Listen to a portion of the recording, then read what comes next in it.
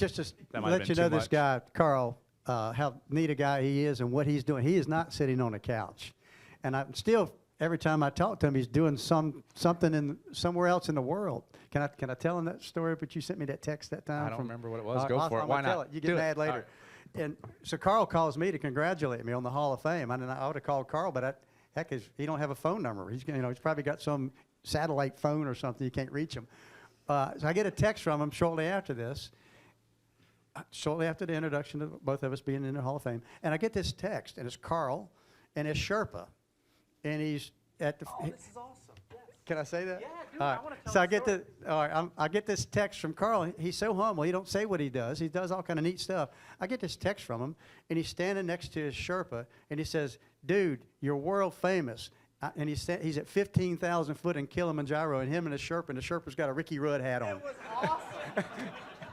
We spent how many days in Africa, went all over, and we are literally on the side of this mountain getting ready to do summit push, and the cook I'm like, that's a Haviland hat. What is that? And it's a Ricky Rudd hat, and it was the coolest thing, man. I'd forgotten all about that. That was awesome. I wish we could stay here and keep telling stories. There are connections with every class that we don't know about. This is the first Kilimanjaro reference that we've had in 15 years of being open, but February 7th next year on your calendar as we induct these two legends into the NASCAR Hall of Fame. Appreciate you guys being here and being the Grand Marshals for today's Bank of America ROVAL 400.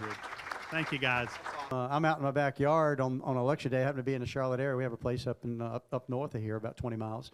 And so I happen to be, I don't know, doing some kind of a maintenance item, I'm sure, around the backyard.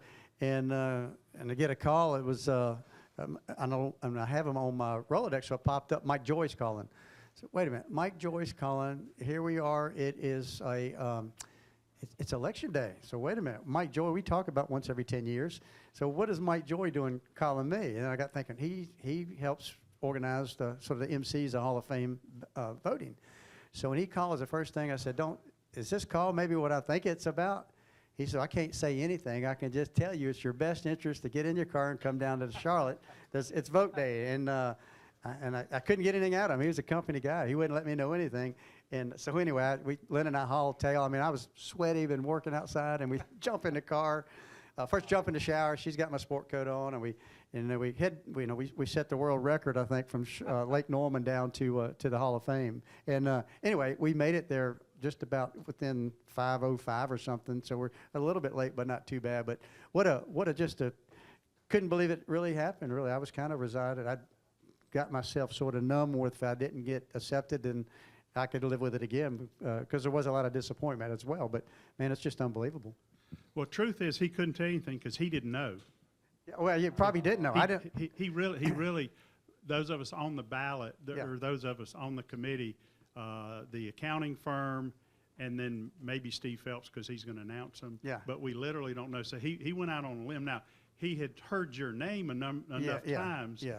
But he couldn't tell you anything because he Well, didn't know anything. Again, Lynn and I headed to, it was going to be either the happiest day of our lives or the most unhappy day. But Yeah. no, Mike, he wouldn't, he was a company man. He didn't tell me. And like you say, he probably didn't know. That's why he couldn't tell me. He just said, best interest to maybe make it down here. But I think you're always have the opportunity to be at that press conference to see if your name was chosen. And again, early days I hung out, and then man, it was great to be part of it, but then what a huge disappointment. So I never put myself in that position again after the first 2 or 3 episodes of hanging out there. Yeah, that's happened quite a bit. Carl, your reactions and also how has it hit you over the last few months? I guess similar in a way, but probably even to a greater degree. I thought there's just no way. You know, it's just not.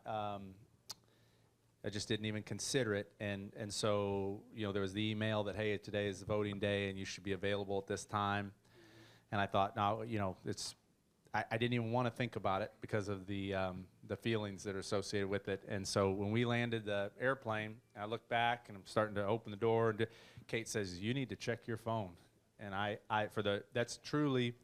I've said it a bunch. I know we've all said, hey, I'm humbled by something. I was trying to describe it. It was like I melted. I couldn't comprehend the how big of an honor. I can't express how big of an honor it is. So, yeah, I still don't know what to say other than it happened for me in my life at exactly the best time it could have. I think I know that I'm ready to really totally soak in the feeling of what it is to be a part of the NASCAR family, and this has been more special to me than I could describe.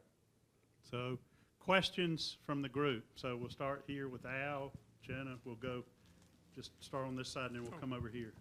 Yeah, Al Pierce from Auto Week. Same question for both of you guys.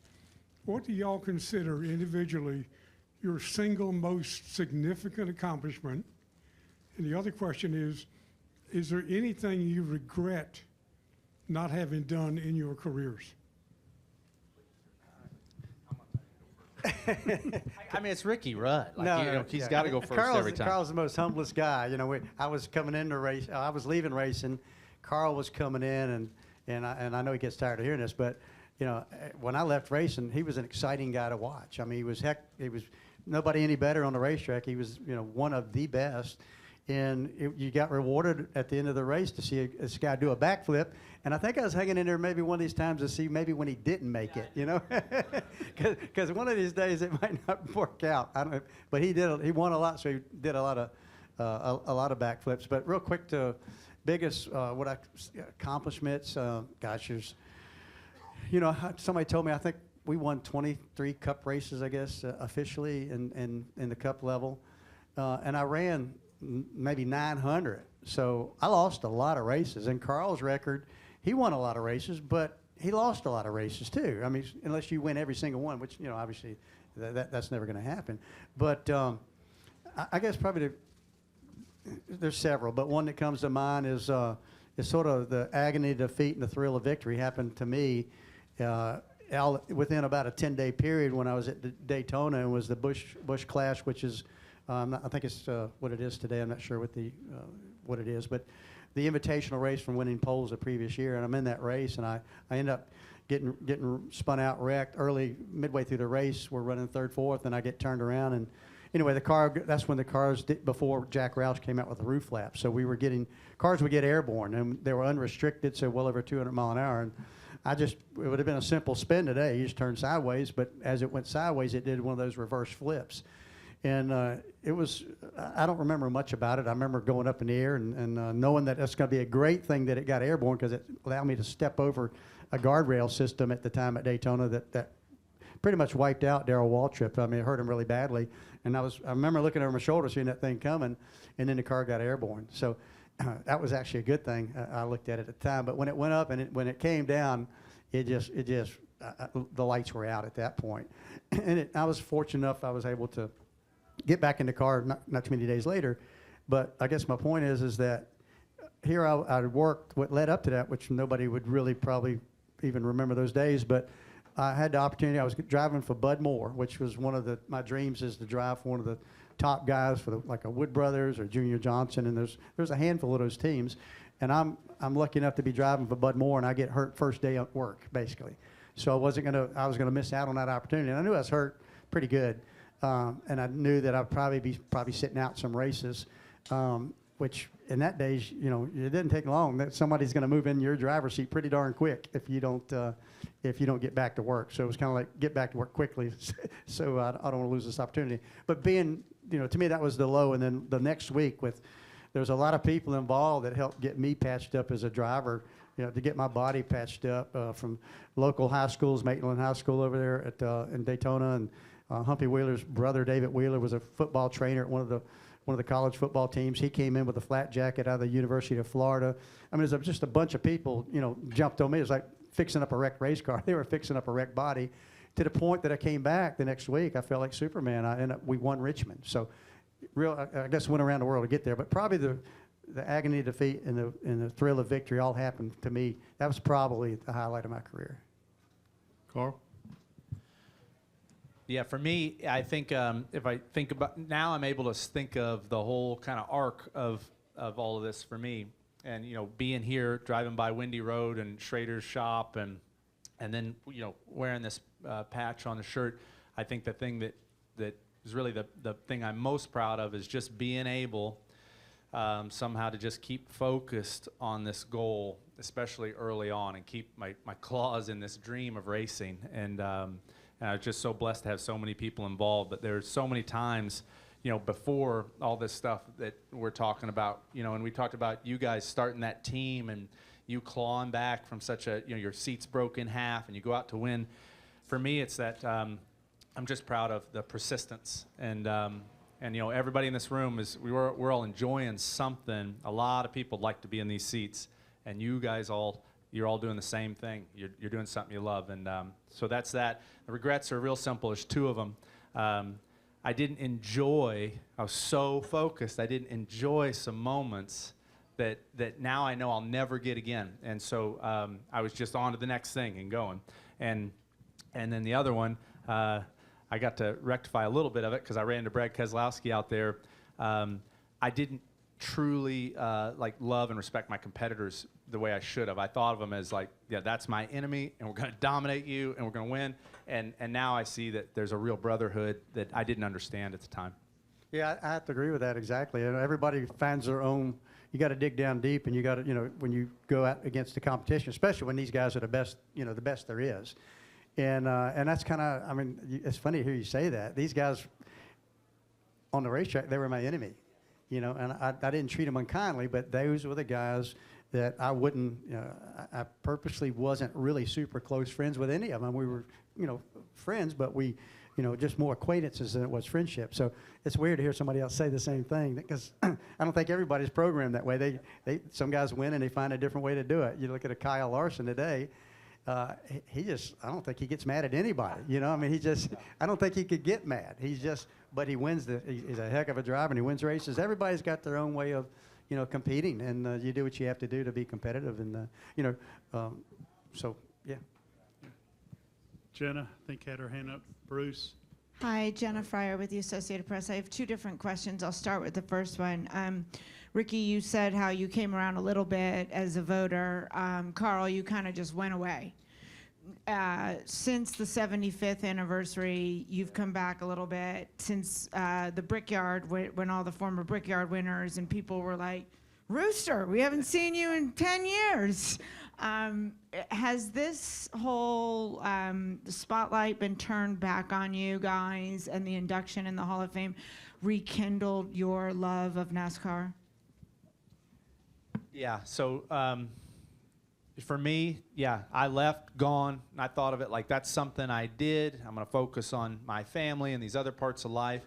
And that NASCAR 75, coming back to Darlington, I even turned, I think it was Dale Jr. when they introduced me, I said, oh my gosh, and he's like, man, we miss you. Mm-hmm. And I didn't understand that. I didn't know, and I didn't know until we've been through this, and I've been telling Kate, we've been talking about it like ad nauseum all week. It's truly a family, and I didn't understand it. And so, yes, it's rekindled my love for all the wonderful things about the sport, and it's been amazing.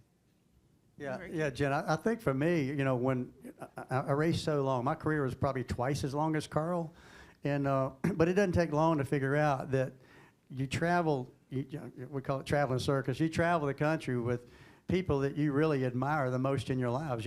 Even though you looked at them as an enemy, you had a tremendous amount of respect for the work ethics alone of the crowd that I grew up with. If you had any kind of a business life today, these are the people. I wish you could hire people like that are that dedicated, that make us look good. But the hours they put in, and the time and the devotion, as we were to driving, as passionate as we were, the people around us were that way working on cars. Yeah, I know when I left the sport, I realized the rest of the world, it's like they're incompetent. These people here are unbelievable. And so, it's a different level of performance. It And is. I You don't talking mean about the offense by scoring that. tower? No, the outside of the sport. Don't. I got to watch it with Jenna. I learned a lot from you in the media. No, I'm just messing with you. My second question, Ricky, you were ahead of your time. You were ahead of charters. Had charters been around when you were your own car owner driver, do you think your situation would have been different or ended differently? Yeah, real quickly, you mentioned regrets a while ago, and I do have a regret. I left probably one of the most unwise thing I ended up doing is I left Hendricks Motorsports. You know, I mean, who does that? Nobody. I didn't get fired. I walked away from the best organization in racing that was going through some building years, obviously at that time. But the reason I stepped aside from Hendricks was I wanted to be a part of the sport the rest of my life, and what better way to do it?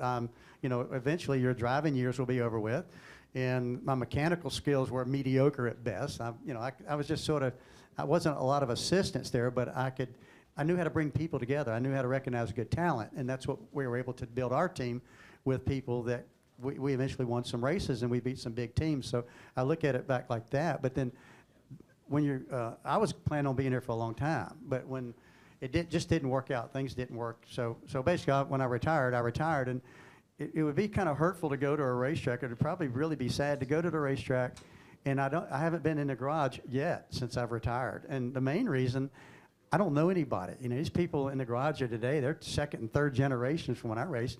And I got a taste of it a little bit many years ago when we were at Las Vegas Speedway. I was driving for the Wood Brothers, Eddie and Lynn, and in comes Bud Moore and David Pearson, legends of the sport. They came walking in the garage area, and they walked up in the back of our hauler, really to talk to Eddie Wood. But obviously, I knew Bud well because I drove 4 or 5 years for him. And then David, he was, you know, hero status. I always looked up to him. And we knew each other, but the whole crowd that walked up in there, when they left, those people 2 or 3 trucks over, they said, "Who are those guys? You know, what are they doing here? Who are they?" I kind of recognized them, some of them said. So I think right there was a wake-up call to me that, you know, really wasn't a place for a retired driver. And these guys are working. I mean, these guys out there right now, they don't have time to talk.